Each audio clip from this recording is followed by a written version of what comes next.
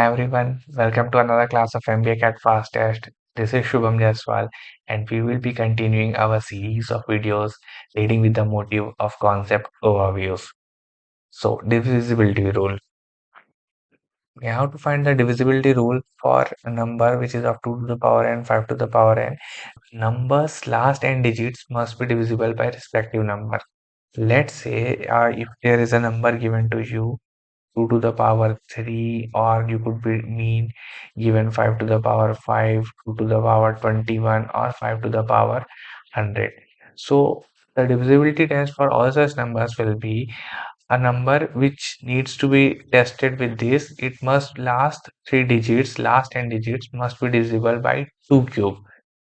For another number, if it is tested for 5 to the power 5, its last 5 digits must be divisible by the number 5 to the power 5. Similarly goes on for 2 to the power 21, last 21 digits must be divisible, and for this number the divisibility to be tested, last 100 digits must be tested to check it. Although these are so much big numbers, they are not, you would need to be finded to the powers of 3 to the power 3 or to the power of 5. Now 3 and 9. We all know that some of the numbers must be divisible by the respective number, but the logic behind this is when a number, let's say A, B, C, D, E is expanded in its real form, this becomes this. And this is basically 1, any number to the power 0 is 1. This divided by 9, it will give a remainder of plus 1. So what is left here is E. Now when 10 when divided by 9, it will give a remainder of plus 1. Now what is left here is D plus E. Similarly goes on when 100 divided by 9, it will give a remainder of plus 1. What is left? C plus D plus E, and goes on. From there it has come that sum of all the digits must be divisible by 9 or 3, or whichever the respective numbers you are dealing with. 7, 11, and 13, sum of the digits in group of 3 starting from one place with multiple of plus 1 given to the first group, minus 1 given to the next group, and plus 1 minus 1 goes on till the first digit. Now how did this came from? Remember 7, 11, and 13, the product of all these three numbers is 1001, and from the remainders which we have learned, a negative remainder, 1000 when divided by 1001 will yield a remainder of minus 1. So for each of the three digits taken together, as we have seen for 9 individually, it is giving a remainder of plus 1, plus 1, plus 1 for each of the digits. This number would give a remainder of plus 1 for the first three digits, minus 1 for the next three digits, plus 1 for the next digits, and moving on. This is the basic reason why it is taken as plus 1, minus 1, plus 1 for each of the three digits if the number is to be tested for divisibility by 7, 11, or 13.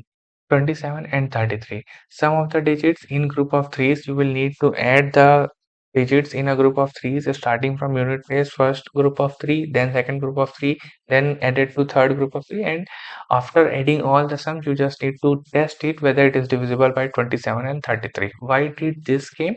So the answer to your question would be he on the product of 37 and 27 is 999, and 999 when it divides 1000, it will give a remainder of plus 1. So for each of the three digits, plus 1 will be left, for another three digits plus 1 will be left, and so on. So it comes again similar to 9. Now 33 also gives a remainder of plus 1 with 100. Also, hence 33 could also be solved as, for each of the sum of the two digits also you can take as a divisibility test for 33 to be checked.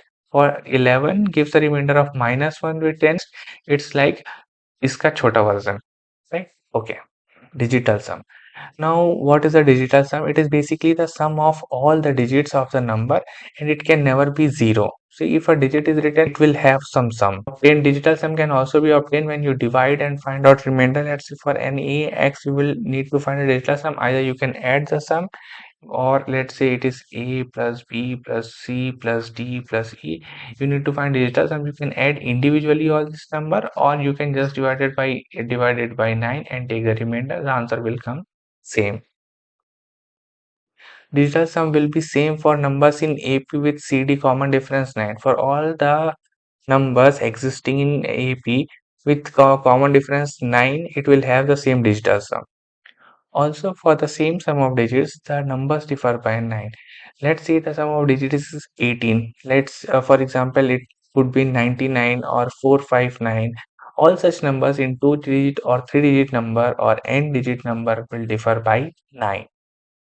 Difference of two perfect squares. Generally, the questions are asked to find the number of ways how a number could be written as difference of two perfect squares. Number of ways asked for the number is odd numbers. What you will need to do is you will need to find the number of factors it has. 8 factors. This is an even number of factors, which means it is not a perfect square. Had it been a perfect square, it would have odd number of factors.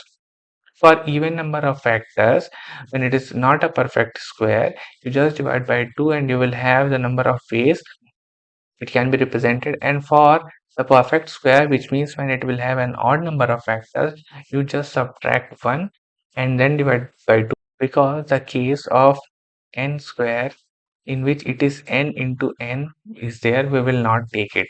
That's why this is the formula.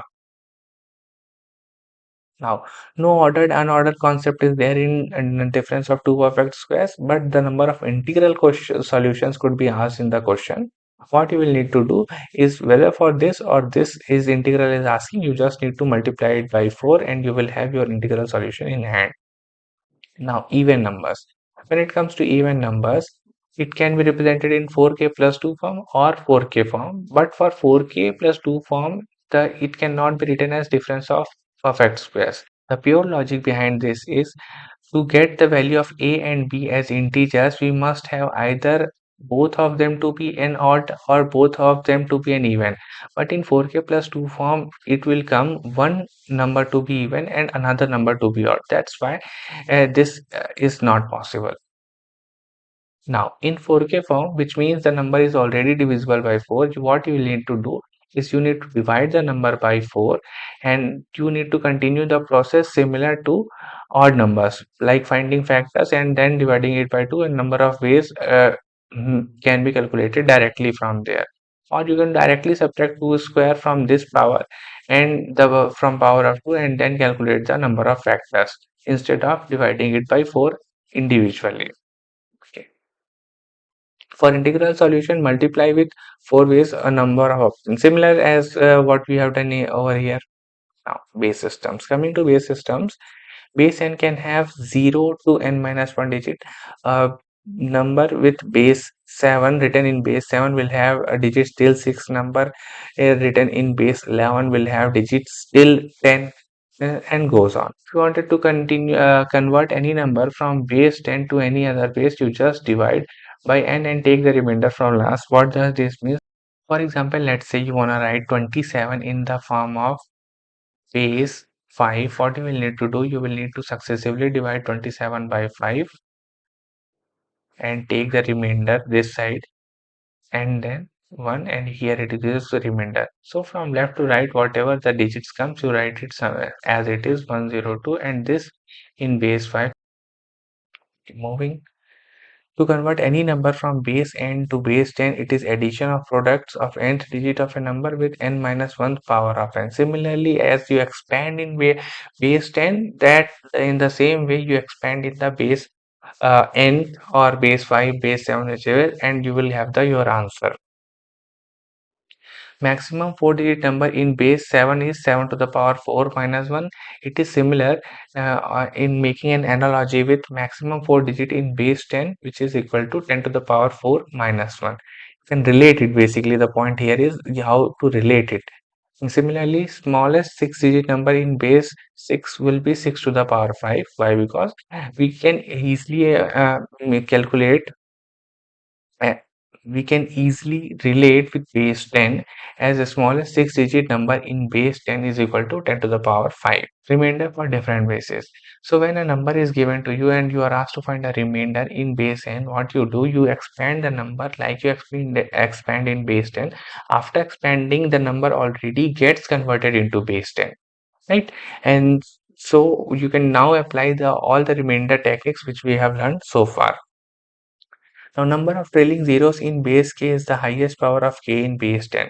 Let's say if you wanted to find a number n is there, and what is the trailing zeros of n will be there in base 5. So the number The power of 5, which when completely divides n in base 10, would be the number of trailing zeros it will have in base 5. What this statement says, let's say you have written a number in base 21. Now 21 has prime vectors 3 and 7. So all such numbers which are made up of only power of 3's or only power of 7's or with 3 and 7 will be terminating. I will have a terminating decimal, and all other primes, let's say if it is divided by 5, it is divided by 17, they will have a non-terminating decimals. Okay, we will continue this topic in the next video. I hope the learning helps you, and thanks for watching.